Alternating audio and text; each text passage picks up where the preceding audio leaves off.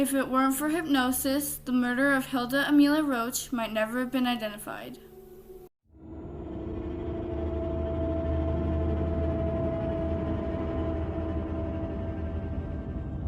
Hello and welcome back to another video. My name is In It for the Spooks, and today we will be talking about the singles bar killer Gregory Barker, who just so happens to be an alleged serial killer.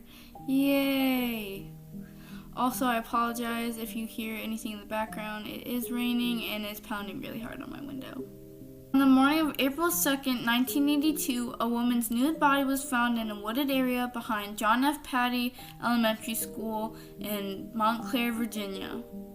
The body was face up and was mostly nude except for a pair of tennis shoes. The body showed signs of sexual molestation and was shot executional style in the back of the head with one bullet. Police wouldn't be able to identify the body for another 4 days until friends and co-workers of Hilda Amelia Roach called her in missing. Once investigators began searching Hilda's townhouse, they found her wallet in the living room. There, they were able to identify the woman in the woods as Hilda Amelia Roach. When investigators arrived in her bedroom, they found that it was in disarray. They found a blouse, a pair of pants, and pantyhose that seemed to have been torn off of Roach.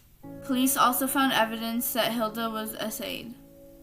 They also found adhesive tape, which indicates that she might have been bound up at one point during her attack. Police also found a partial fingerprint in her apartment. Since there was no evidence of forced entry of any kind, police believed that the person who attacked Hilda might have been someone she knew. Hilda's case was one of 3 unsolved slayings in the Prince William County area in 1982. Police investigators were struck by the cruel nature of the killing and the brazen way the body was discarded. I remember wondering how he got a naked body into the woods without anybody seeing.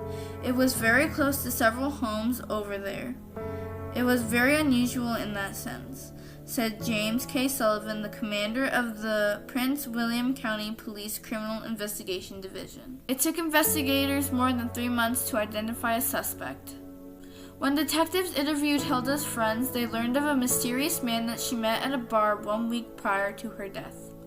Hilda told her friends that the man did contract work for the government, recently relocated to Virginia from Florida, and lived at Oakwood Apartments. She even told her friends that she had been to the apartment in Alexandria. Hilda had told one friend that the man was single, attractive, and had a lot of money, and that she was impressed with the car that he drove. However, Hilda's friend warned against this man and said that the car could be rented and that anybody could make up a big story about themselves and to watch out. 1 week later, Hilda's body would be found 9.5 miles away from her house behind that elementary school.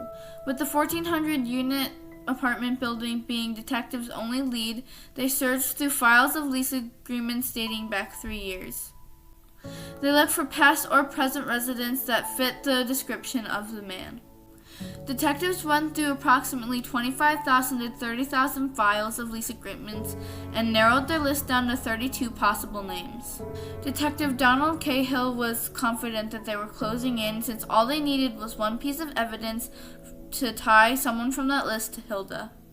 3 months into the investigation, detectives learned that Hilda lost her wallet the same night she met the mysterious man. For some odd reason, the man insisted that if the wallet were to be found, he was to be contacted immediately. A few days later, the wallet was turned in and management called the man. Hilda called a friend and told her that the guy would be picking up her wallet and bringing it back to her. This unnerved Hilda's friend because she wondered why the man wanted to be notified if the wallet were to be returned and why management had contacted the man. The restaurant manager remembered little about the man and agreed to go under hypnosis to try and find more information. The hypnosis worked and they recalled the phone number. However, the hypnotist warned that the number may be correct, but it might be out of order. Detectives compared the number between those of the 32 names on their list. They came up with an exact match. The phone number belonged to 38-year-old Gregory Richard Barker, who just so happened to have moved out of Oakwood Apartments a few days after Hilda's murder. Detectives immediately did a background investigation on Barker. They weren't able to find any particular company or government agency that he had applied to or even worked for. Detectives do not believe that he worked for any agency in Virginia and believe that what he was telling people was just a scam made up in his mind.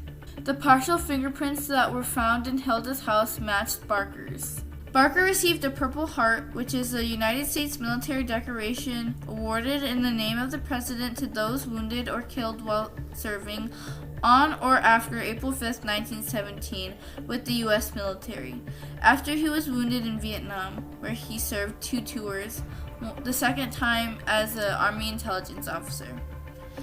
He had achieved the rank of captain when he was discharged in 1973 during a reduction in the forces. Barker also loved spy novels. Police theorized that his mental state may have deteriorated to a point where he believed he was a master spy. Based on Barker's psychological profile and crime scene evidence, Detective Cahill came up with a chilling scenario of the night's events. Barker showed up at Hilda's townhouse with the intentions of returning her wallet and maybe something else in mind. During the visit, there was a violent altercation in the living room, and sometime later in her bedroom, her clothes were ripped off and she was essayed.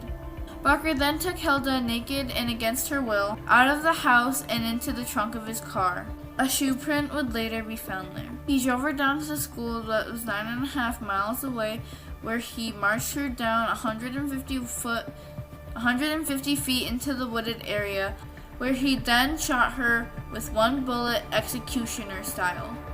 Based on the background investigation into Barker, Detective Cahill believes that Hilda was not Barker's first murder nor his last. Detective Cahill is sure of the fact that Barker is smart and super dangerous. Police believe that Barker may be responsible for up to 6 murders, one of those including Lisa Jo Shaner, who is the daughter of an FBI agent in Arizona. Barker is also wanted by Las Vegas police after failing to appeal in court on charges of robbery of 3 banks in Las Vegas between December 1983 and March 1984. On April 24, 1991, Hilda's case was aired on the popular show Unsolved Mysteries. Barker was also profiled on America's Most Wanted. The night the episode aired, Kathy Rayner recognized Barker as Alex Graham, a radio station telemarketer living in Phoenix, Arizona. When she called the telecenter, detectives asked if she could identify a scar on his forehead. She could not. The next morning at work, when she met up with Graham, she noticed the scar and immediately informed local authorities and the FBI.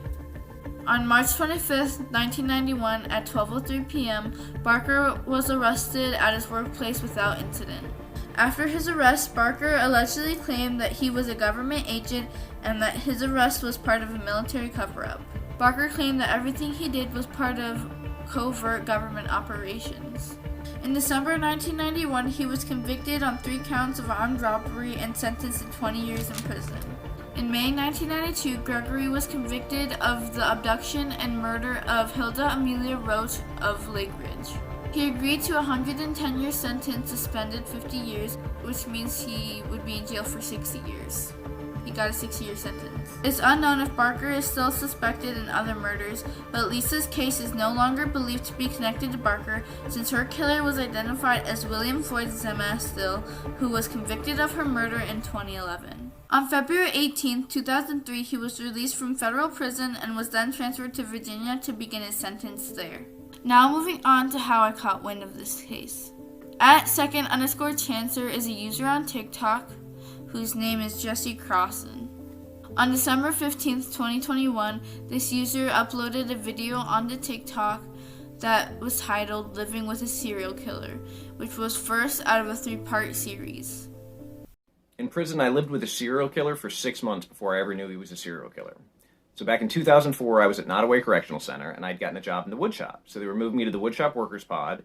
Remember, they popped the door to the cell for me to go in, and there was this little old man sitting in front of his TV drinking coffee, and I was like, bet, this is a roommate I can deal with. He's not young and crazy. He's not going to be loud. And it worked out great. Sometimes he worked night shift, and I worked day shift, so I got the cell to myself. He was quiet. We had good conversations. We watched Jeopardy. I really liked the guy. He even taught me how to shave, because when I first got locked up, I couldn't grow a beard, so I never learned. And I felt so bad for him because he never got mail and never, talked on the phone, that I asked my stepmom if she would write him, because she had lived in Japan and he had been stationed in Japan. And then my stepmom comes for a visit, and she's like, Jesse, your roommate's a serial killer. And I was like, oh, okay. So she tells me this whole story, and I go back and I have to have this conversation. Like, Greg, remember how I said I was going to try to get my stepmom to write you? Well, she doesn't really feel comfortable. And he says, yeah, you did your homework. And he laughed, and it scared the shit out of me. Living with a Serial Killer Part 2. So when Greg said what he said and laughed, it scared the shit out of me. But I didn't have a lot of options. I could have put in a cell change request, but it would have taken days or weeks or months for somebody in that pod to get locked up or get transferred, and then I wouldn't have any choice in what cell I moved into. Not only that, he would have known the whole time that I was trying to get out of the cell with him, and that would almost make me more uncomfortable. Like, he knows I'm trying to get away. Is he going to take this personally? I could have gone to the hole. I could have requested for my own safety, but I was young and full of pride. I wasn't going to let an old man make me check in. Like, that wasn't going to happen. Not only that, I had been in the cell with him for 6 months, and he'd never been anything but polite and helpful. So I just kind of adjusted.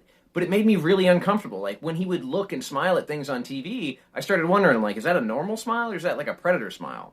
And when he would tell me stories about, like, yeah, back in the Army, they taught us how to beat polygraph exams. And so it's like, what did this dude really do? Like, what did he really think?